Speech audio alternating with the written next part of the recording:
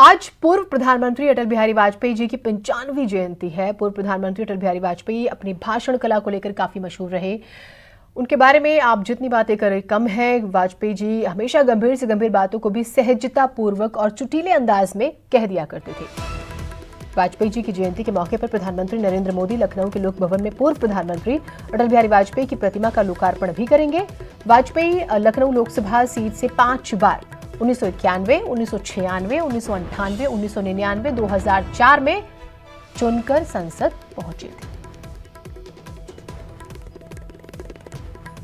तो आज अटल बिहारी वाजपेयी जी की 95वीं जयंती है। इस मौके पर राष्ट्रपति रामनाथ कोविंद, प्रधानमंत्री नरेंद्र मोदी, गृहमंत्री अमित शाह, रक्षा मंत्री राजनाथ सिंह, लालकृष्ण आडवाणी, जेपी नड्डा समेत कई दिग्गजों ने सदैव अटल स्मारक पर पूर्व प्रधानमंत्री अटल बिहारी वाजपेयी जी को श्रद्धांजलि अर्पित की।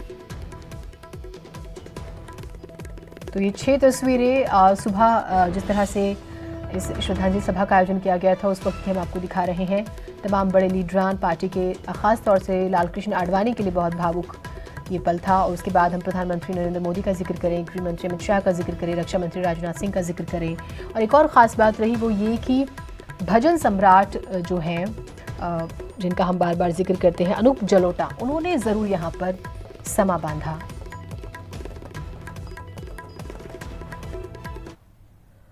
तो अटल बिहारी वाजपेयी जी की जयंती के मौके पर पीएम नरेंद्र मोदी आज लखनऊ में भी रहने वाले हैं, जहां वो लोक भवन में अटल बिहारी वाजपेयी की प्रतिमा का अनावरण करेंगे।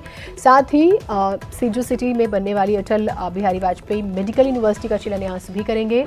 इस मौके पर राज्यपाल आनंदीबेन पटेल, सीएम योगी आदित्यनाथ सहित यूपी सरकार के मंत्री और नेता मौजूद रहेंगे।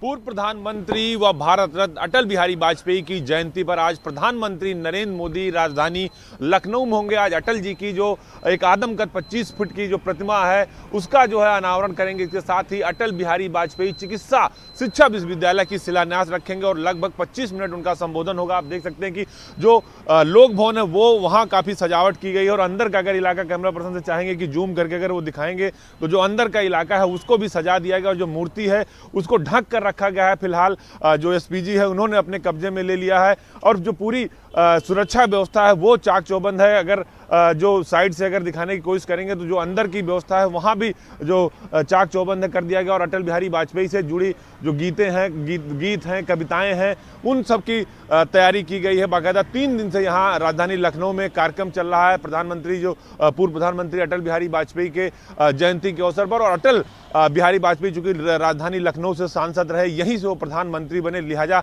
सरकार उनकी जयंती को काफ़ी बढ़ चढ़कर मना रही है और पिछले 3 दिन से उनकी जयंती समारोह को मनाया जा रहा है। आज इस कार्यक्रम में लगभग 3 बजे प्रधानमंत्री नरेंद्र मोदी यहाँ पहुँचेंगे। इसका जो है वो पहले मूर्ति का अनावरण करेंगे, उसके बाद संबोधन करेंगे, विश्वविद्यालय का शिलान्यास करेंगे और इसके साथ ही इस मौके पर जो उत्तर प्रदेश के मुख्यमंत्री हैं योगी आदित्यनाथ वो मौजूद होंगे, राज्यपाल आनंदीबेन पटेल मौजूद होंगे और पूरी की पूरी कैबिनेट मौजूद होंगे, क्योंकि अटल बिहारी वाजपेयी के जन्मदिन को सरकार पूरे जोश के साथ मना रही है। वीडियो जर्नलिस्ट रवि के साथ अजीत सिंह, न्यूज़ 18 लखनऊ। और अजीत हमारे साथ हमारे सहयोगी जुड़े हुए हैं। अजीत, आप हमें वहाँ की तैयारियों की तस्वीरें भी दिखाइएगा, किस तरह की तैयारियां हैं, क्या स्पेशल जो है इस बार टच दिया जा रहा है, और दूसरा ये भी कि कार्यक्रम की शुरुआत जो है वो कब तक हो जाएगी, प्रधानमंत्री वहाँ पर कब तक पहुँचेंगे? देखिए, बिल्कुल जीनत चूंकि अटल बिहारी वाजपेयी की ये धरती रही है, 5 बार यहाँ से सांसद रहे, प्रधानमंत्री बने, लिहाजा सरकार कोई कमी नहीं छोड़ना चाहती। उनकी जयंती के अवसर पर लगभग 3 बजे 2:30 बजे के आसपास प्रधानमंत्री एयरपोर्ट पहुँचेंगे और 3 बजे यहाँ की हम तस्वीरें दिखाएंगे। मुख्यमंत्री कार्यालय है लोक भवन, उसको सजा दिया गया है। जो तस्वीरें हैं प्रधानमंत्री की, अटल बिहारी वाजपेयी की, वो लगाई गई। हालांकि एसपीजी ने सुरक्षा कारणों से दोनों ही गेटों को सील कर दिया है, किसी को अंदर जाने की इजाज़त नहीं दी जा रही है, लेकिन जो तैयारियाँ हैं वो फुल प्रूफ कर दी गई। अटल बिहारी वाजपेयी की जो जयंती समारोह के अवसर पर प्रधानमंत्री नरेंद्र मोदी लगभग 2:35 पर जो लखनऊ का अमौसी एयरपोर्ट है वहां पहुंचेंगे। अगर फोर्स की बात करें, सब तरह तैयारी है। जो तिरंगे लगाए गए हैं, झंडे लगाए गए हैं बीजेपी के, वो आप सड़कों पर देख सकती हैं जीनत। यानी पूरी तैयारी सरकार की तरफ से कर ली गई है और जब प्रधानमंत्री पहुंचेंगे तो सबसे पहले मुख्यमंत्री योगी आदित्यनाथ और राज्यपाल आनंदीबेन पटेल उनका स्वागत करेंगे और स्वागत के बाद सीधे प्रधानमंत्री यहीं पर पहुंचेंगे और गेट के सामने ही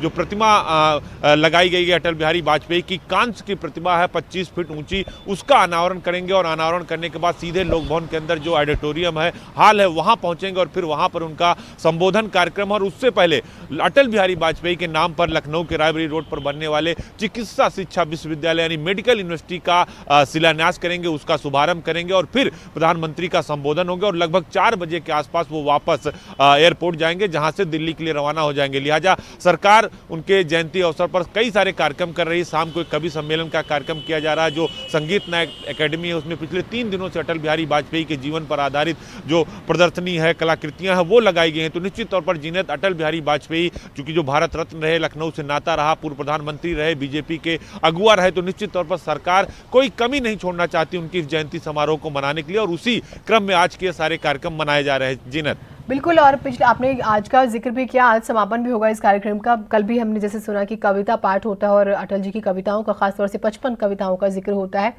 तो लोगों का उत्साह भी उतना ही हम जानना चाहेंगे। अजीत, नेता तो पहुंच रहे, प्रधानमंत्री आते हैं, प्रधानमंत्री आए तो सौगात तो लाएंगे, लोग किस तरह से इसे देख रहे हैं? आपकी बात हुई हो किसी से?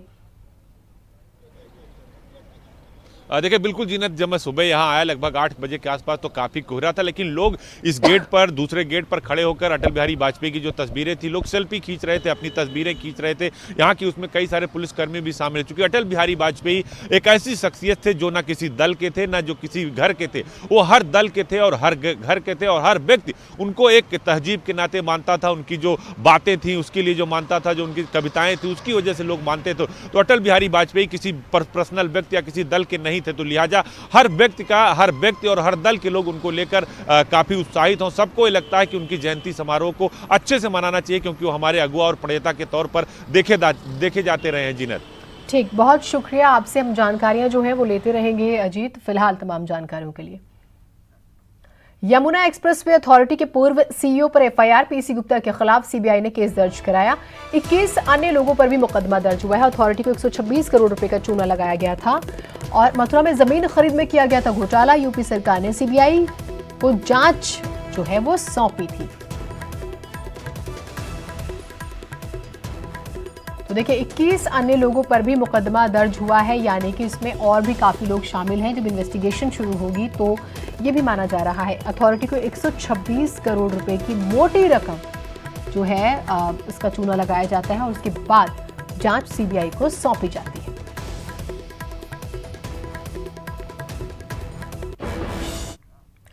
उधर कानपुर में नागरिकता संशोधन कानून के विरोध में हुए प्रदर्शनों में सिमी का नाम सामने आ रहा है। यूपी पुलिस के मुताबिक सिमी के अलावा असदुद्दीन ओवैसी की पार्टी एआईएमआईएम के एक स्थानीय नेता का भी जिक्र हो रहा है, जिसने कानपुर का माहौल बिगाड़ने में भूमिका निभाई है।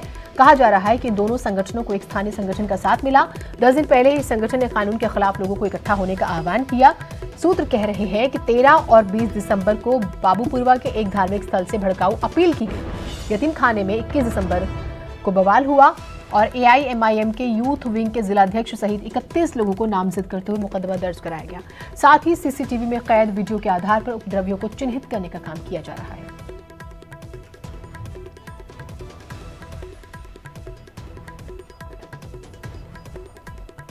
जो हिंसा हुई थी उसके संबंध में मुकदमे लिखे गए हैं और कुछ लोगों को नामजद और बाकी जितने भी अज्ञात थे उनको ज्ञात करने का प्रयास विवेचना के माध्यम से, तथ्य संकलन के माध्यम से किया जा रहा है। मुख्य तथ्य संकलन का एक हिस्सा ये है वीडियो और फुटेज। तो जो वीडियो में ऐसे लोग सामने आ रहे हैं जो कि हिंसा कर रहे हैं, कानून अपने हाथ में ले रहे हैं, पथराव कर रहे हैं, ऐसे लोगों को चिन्हित करने के लिए पूरे शहर में पोस्टर लगाए जा रहे हैं। सीएए के विरोध के नाम पर कानपुर शहर में भड़की हिंसा में 3 लोगों की जान चली गई, वहीं कई लोग घायल हैं जिनका अस्पतालों में इलाज चल रहा है। इसके अलावा अरबों की संपत्ति का नुकसान हुआ। अब बात ये सामने आ रही है कि यह हिंसा अचानक नहीं हुई बल्कि पूरी तरीके से ऑर्गेनाइज थी। कई संगठनों के नाम इस हिंसा में सामने आ रहे हैं। पुलिस और प्रशासन अब उन संगठनों पर नकेल कसने की कार्रवाई कर रहा है। श्याम तिवारी, न्यूज़ 18 उत्तर प्रदेश, कानपुर। अमित गंजू हमारे साथ हमारे सहयोगी जुड़े हुए हैं। अमित जी, एक चीज जो समझने वाली है वो ये कि 13 से 20 तारीख तक प्लान बनाया जाता है लेकिन प्रशासन को खबर ही नहीं लगती है। अब जिन भी लोगों का जिक्र किया जा रहा है उनका आधार क्या है?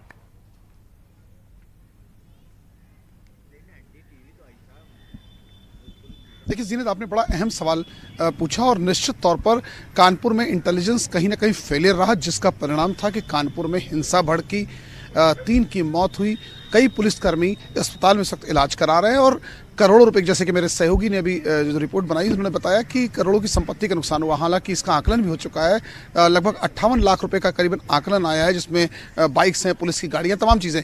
अब जहां तक रही संगठनों के हाथ होने की बात, तो एसएसपी आनंद देव तिवारी से हमारी बात हुई, पुलिस के आला अधिकारियों से बात हुई। अब इंटेलिजेंस की टीम का यह मानना है कि MIM का इसमें हाथ है, PFI का भी हाथ हो सकता है और सिमी की सक्रियता, क्योंकि सिमी का काफी साल से कानपुर, अगर हम 90 के दशक की बात करें तो कानपुर में एक बहुत बड़ा नेटवर्क हुआ करता था 90 के एंडिंग से लेकर 2000 के दशक तक की अगर बात की जाए, और उसके बाद पिछले 3-4 साल तक वो सक्रियता नहीं थी। मगर जिस प्रकार से हाजी सलीस का नाम, जो पूर्व में सिमी के सदर, उन पे FIR दर्ज हुई बेकनगंज थाने में, उसमें 307 की रही, 7LA क्रिमिनल एक्ट, ऐसे तमाम धाराओं में IPC के इनका दर्ज हुआ। उसके बाद से उन्होंने और किसी संगठन का भी नाम इस बताया।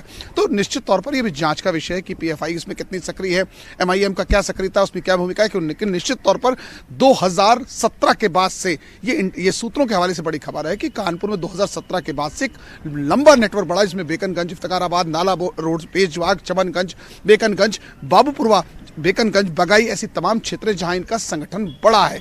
लेकिन शायद इंटेलिजेंस के अधिकारी, शायद खुफिया तंत्र के अधिकारियों के पास इस चीज की पूर्णतः जानकारी थी। यदि इनपुट अच्छा होता तो शायद कानपुर, जो गंगा जमुनी तहजीब के लिए माना जाता है, इस तरह फूका नहीं जाता। अब जिन संगठनों की बात कर रही है तो पुलिस भी अब उस पर जांच कर रही है, पुलिस भी अपनी पूरी एक ग्राफ तैयार कर रही है। अब जब तक कि पुलिस किसी मुकाम पर फाइनली नहीं पहुंचती कि कितने लोगों का हाथ था, जो स्टोन पेल्टिंग कराई गई, जहां से मस्जिद से नमाज की बात की जा रही थी, या जहां से लिटरेचर बांटने की बात की जाती है, इस लिटरेचर के बारे में भी कानपुर के प्रशासनिक अधिकारियों को नहीं मालूम था कि 17 तारीख को लिटरेचर यहां बांटा गया था कई क्षेत्रों में, और ये बात तय थी कि जिस दिन जुमे की नमाज होगी उस दिन ये लिटरेचर पहुंचाया जाएगा। लेकिन उससे पहले ही लिटरेचर लोगों के घरों तक पहुंच गया था, और लिटरेचर क्या था शायद पुलिस के लिए जांच का विषय है। लेकिन जिन संगठनों की भी बात आ रही है तो कहीं ना कहीं इनकी संलिप्तता साफ तौर पर देखी जा सकती है। बिल्कुल, और जिस लिटरेचर का आप जिक्र कर रहे हो उसके जरिए ये कहा गया था कि भाई जो भी एक स्पेशल कॉम का जिक्र होता है कि आपको फलानी तारीख के बाद निकाल दिया जाएगा, ऐसा होगा वैसा होगा, लोगों को पूरी तरह से डराया गया, भड़काया गया। बहुत शुक्रिया, आप हमारे साथ जुड़े।